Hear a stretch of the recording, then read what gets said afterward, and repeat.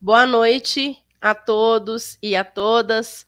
Sejam bem-vindos ao Dedinho de Prosa, momento dedicado aqui à discussão, à leitura, a um bate-papo sobre leitura e literatura. Eu sou Elisângela Lopes Fialho, professora do Campus Pouso Alegre, e nesta noite estou aqui para receber e prosear com a escritora Ana Cláudia Megali Batista, que prontamente aceitou o convite para inaugurar aqui o nosso momento de Dedinho de Prosa. Muito obrigada, Ana Cláudia, pela sua presença. Eu que agradeço, Elisângela, perdoe. Eu estou muito lisonjeada pelo convite e, para quem não me conhece, eu sou Ana Cláudia, sou formada em Direito, né? Atuei na área muito tempo, no Direito Administrativo, e passei por uma fase muito difícil, que foi diagnóstico e tratamento de um câncer. E disso surgiu um livro, né, que eu gostaria muito de ajudar outras mulheres a passarem por essa fase, que é uma fase difícil, né, e é como um apoio. Maravilha. O livro cumpre muito bem esse seu desejo. Para a gente começar aqui o bate-papo, Ana Cláudia, queria te fazer uma pergunta que diz respeito justamente a essa trajetória que está narrada, né, no livro O Câncer Me Curou. É esse o exemplar. Uma bela edição, muito cuidadosa, muito imagética, né? O livro está recheado de páginas diferentes, né? E também com imagens, né? Com gravuras, né? Trazendo essa ludicidade da leitura de outros textos para além da linguagem escrita. É uma edição singela, né? E muito cuidadosa. Para a gente começar, Ana Cláudia, eu queria te perguntar: o leitor do seu livro, como eu, vai se deparar com uma história de dor e de superação. Como se deu para você esse start de transformar a sua experiência, né, do diagnóstico e do tratamento de um câncer em uma história, em uma narração, né, de uma trajetória que vai constituir aí, né, o fundo, o centro desse seu primeiro livro? Como que foi esse processo? Elisângela, quando eu passei pelo tratamento, né, de um câncer, foi invasivo. Eu fiz cirurgia, fiz quimioterapia, fiquei careca, fiz radioterapia. Então, é uma fase que você está muito vulnerável. E nessa fase o que é normal hoje? A gente procurar conhecimento sobre aquilo que nos espera. Então, eu procurava muito na internet sobre o assunto, o que acontecia durante a quimioterapia, o que acontecia durante a radioterapia, como era estar sem cabelo, e até outras questões que vinham, né? Porque você fica um pouco assim desesperada até nesse momento. E eu entrava na internet e encontrava muito conteúdo, porém de sites de medicina e de médicos. Eles explicavam muito bem, mas de uma forma muito técnica. E o que eu procurava era de pessoas como eu, que estivesse passando por aquilo, de pacientes, né? A realidade, o que é mesmo. Então, eu fui anotando algumas coisas durante meu tratamento que eu achava muito importante, né? Porque aquilo lá vai te transformando. E mais ou menos 1 ano e meio, assim, eu resolvi colocar tudo no papel como um livro. Eu falei, não, eu acho que eu tenho que levar essa história para as outras mulheres, porque vai fazer bem para elas. E com o intuito de ajudar mesmo outras pessoas a passarem por esse período, uma fase difícil. E não é só para quem está passando por um diagnóstico de câncer ou um tratamento. Eu acho que serve para qualquer período difícil da vida. Você vê que você mudar a postura que você está vendo, aquilo que você está vivenciando, aquela situação, muda tudo ao seu redor. Então, foi daí que surgiu esse desejo de levar essa história para o conhecimento, né, do público. Maravilha, Ana Cláudia. Você faz isso muito bem nas páginas do livro. Eu queria complementar a minha pergunta para a gente pensar na seguinte questão, né? Quando você foi juntando, né, esses papéis e essas anotações do período do tratamento para já assim, imaginando o que você ia fazer com isso, né? Que era construir uma história, né? Para você, foi uma forma de reviver toda a trajetória? Isso foi positivo? É lógico que a gente revive, né, a história toda. Então, são lembranças. Mas, de forma alguma, foi negativo isso para mim. Porque até uma das dicas, né, que eu coloco no livro, que é vivenciar muito aquele momento, viver um dia atrás do outro, e um dia de cada vez.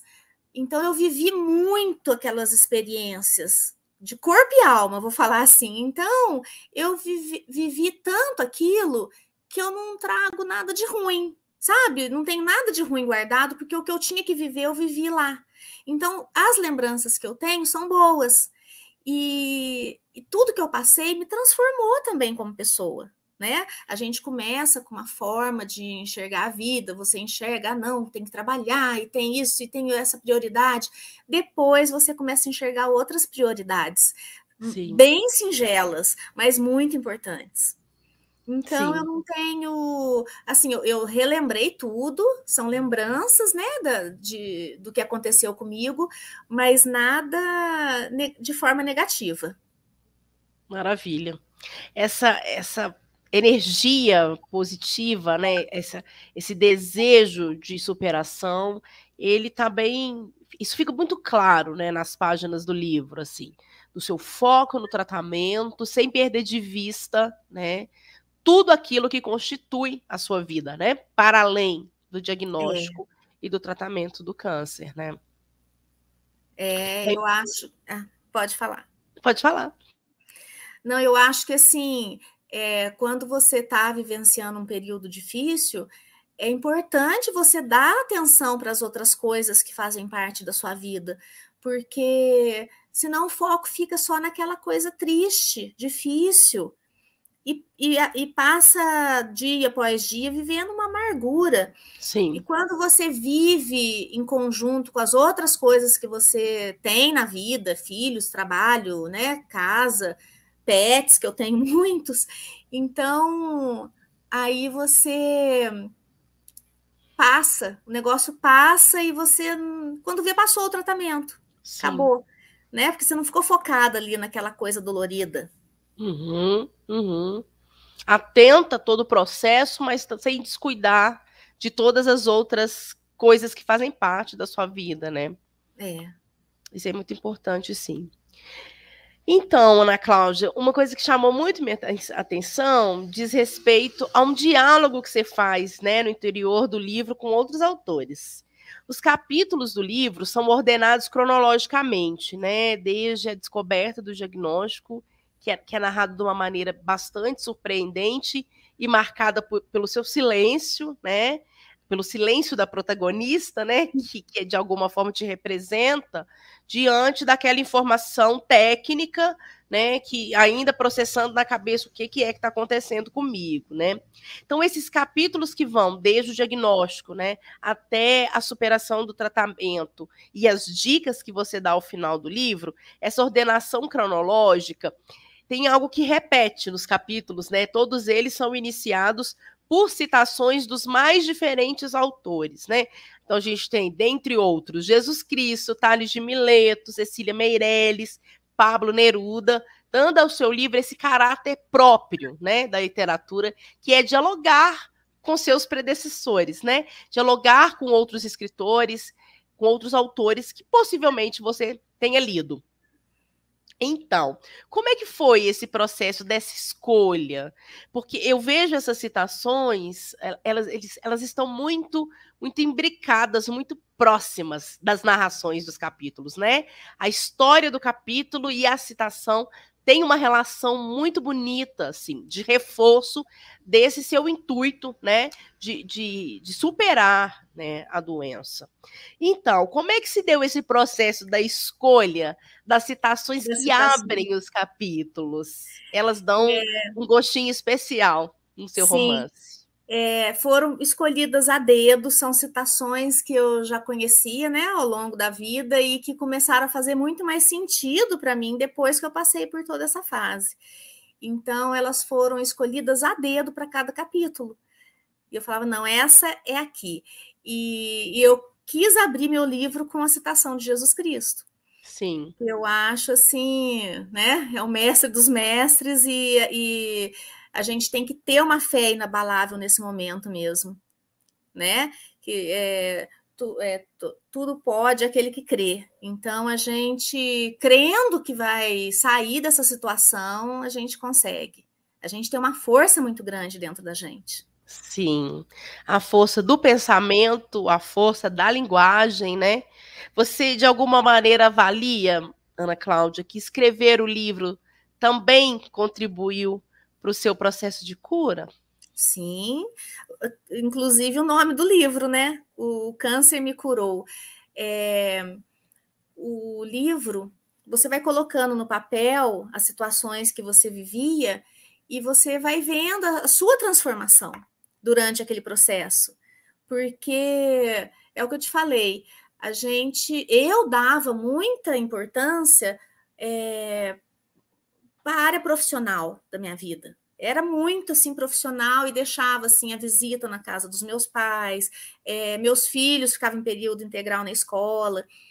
E depois que você passa por isso, você muda completamente. Né? Esses são alguns exemplos, mas muda completamente, porque você fala, gente, é lógico que é importante você ter sua profissão, você ter, né, o seu trabalho, mas a dedicação deve ser assim maneirada para você poder dedicar também às outras coisas importantes da vida. Perfeito. Você diria, então, que ter o câncer foi um câncer de mama, né? Sim. E escrever o livro foram divisores de água na sua vida? Principalmente ter o câncer, né? Eu Uhum. passei por um tratamento assim que foi me mudou completamente. Então, no comecinho do livro eu falo, né? Tem um período assim antes do câncer e depois do câncer na minha vida. Eu sou outra pessoa agora. E a gente fica muito tendenciosa assim a querer o bem do próximo, a querer ajudar outras pessoas, ser gentil, sabe? Não que eu não fosse antes, eu era, mas assim fica mais acentuado. Sim.